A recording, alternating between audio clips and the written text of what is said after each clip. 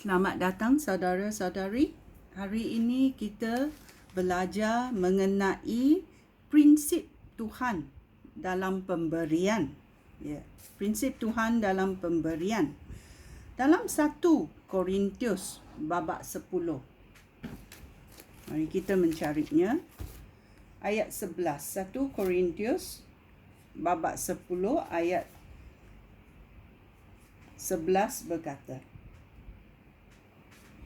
semua perkara ini berlaku kepada mereka untuk menjadi contoh bagi orang lain. Semua itu ditulis untuk menjadi amaran bagi kita kerana kita sekarang hidup pada akhir zaman. Tuhan memberi kita prinsip ini kerana Dia berkata bahawa kita harus belajar daripada orang-orang Israel. Prinsip ini adalah prinsip pembahagian. Tuhan sudah memberi Taurat kepada orang Israel. Bagaimana menggunakan berkat yang diberi oleh Tuhan. Dan ini membawa kita belajar daripada orang Israel bagaimana kita menggunakan barang-barang yang dikurniakan daripada Allah. Pelajaran ini juga membawa kita supaya kita jangan mengikut benda-benda yang salah yang dibuat oleh orang-orang Israel sebagai amaran. Kerana ada juga benda yang salah yang dibuat oleh orang Israel dan juga pemimpin-pemimpin Israel. Itulah mereka ada di dalam padang gurun selama 40 tahun. Dalam perkara pemberian, kita ada dalam ajaran-ajaran Israel mengenai apakah pemberian itu bermakna bagi Tuhan, iaitu prinsip pemberian untuk pandangan Tuhan. Satu adalah Tuhan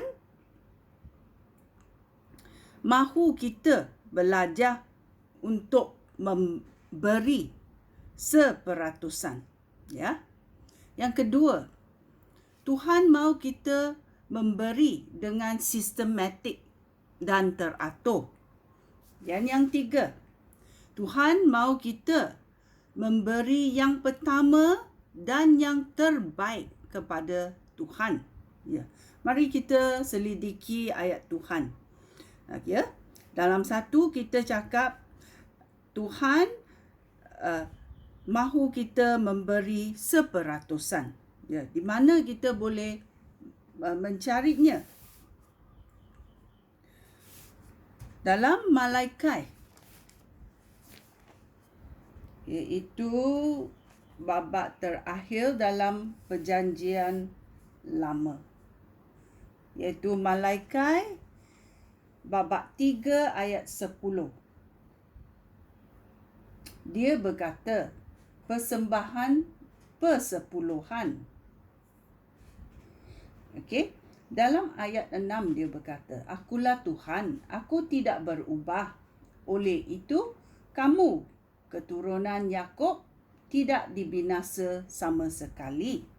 Seperti nenek moyang kamu dahulu, kamu semua sudah menyimpang daripada hukum aku dan tidak setia melaksanakannya. Kembalilah kepada aku, maka aku juga akan kembali kepada kamu. Ada amaran yang diberi oleh Tuhan kerana orang-orang Israel dan pemimpin mereka tidak mahu ikut arahan Tuhan. Itulah dia berkata macam itu.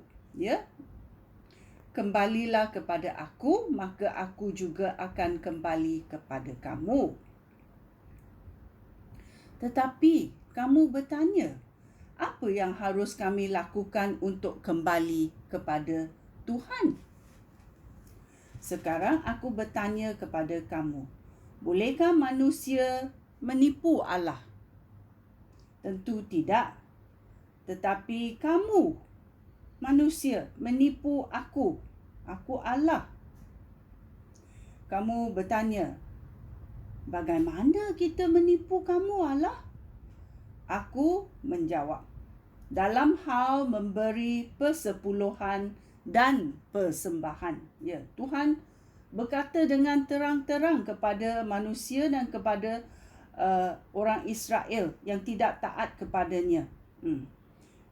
Orang Israel bertanya, bagaimana kita menipu Tuhan? Ya, dan Tuhan menjawab dengan terus terang. Aku menjawab, dia berkata, dalam hal pemberian persepuluhan dan persembahan, kamu menipu. Kamu semua kena kutuk kerana segenap bangsa menipu aku. Dan ayat 10 berkata, bawalah seluruh persembahan persepuluhan kamu ke rumah aku, supaya ada banyak makanan di sana. Ujilah aku, maka kamu akan nampak aku membuka tingkap syurga dan melimpahi kamu dengan segala yang baik. Ya. Aku tidak akan membiarkan serangga merosakkan tanaman kamu. Pokok anggur kamu akan berbuah lebat. Kemudian aku akan dikatakan berbahagia oleh semua bangsa, kerana negeri kamu akan menjadi tempat kediaman yang baik. Ya. Kita tengok Tuhan berkata, bawalah seluruh persepuluhan kamu ke rumah aku, supaya ada banyak makanan di sana. Ya. Ujilah aku. Tuhan panggil kita uji dia. Macam mana kita uji Tuhan? Maka kamu akan nampak aku membuka tingkap syurga dan melimpahi kamu dengan segala yang baik. Tuhan mahu kita buat dulu. Ya, kita buat memberi sepuluhan kepada Tuhan. Dan kita tunggu menikmati berkat yang Tuhan bagi. Sebagaimana Tuhan berkata, aku membuka tingkap-tingkap syurga dan melimpahi kamu dengan segala yang baik. Sangat baik ya Tuhan. Tetapi kita mesti beri dahulu. Okey? Kita beri kepada Tuhan. Okey? Bukan kepada orang. Kerana kita ada gereja adalah melambangkan tempat ibadat Tuhan. Ya? Itulah kita memberi sepuluhan kepada gereja, ya, kepada Tuhan, dan orang di gereja akan menguruskan harta benda yang diberikan. Ya, dalam Malaikat 3 ayat 10. Kita ingat, kita beri dan kita tunggu. Kita tunggu bagaimana Tuhan membuka tingkap-tingkap syurga dan melimpah kebaikan kepada kita. Ya, ada 2 lagi yang kita mau belajar. Ya, esok dan lusa. Sekian, terima kasih. Shalom.